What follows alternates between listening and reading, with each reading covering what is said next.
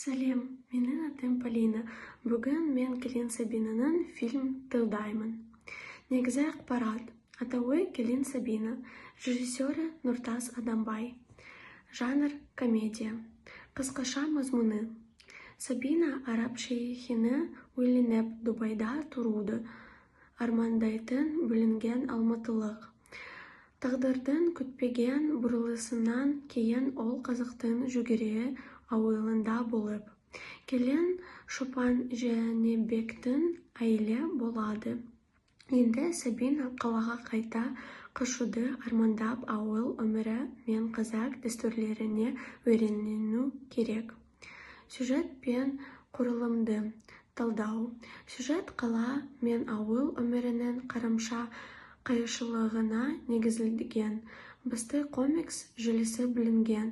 Қала ханшайымын қазақ ауылдық отбасының қатаң ережелеріне бейімдеу.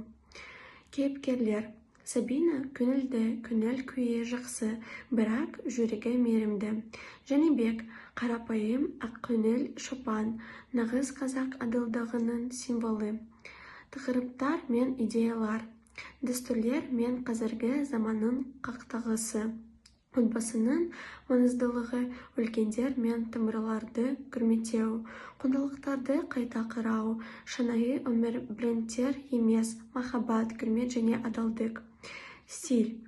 Қазақстандық табиғаттың әдемі түрлері, дала, таулар, ауылдың кеңдігі.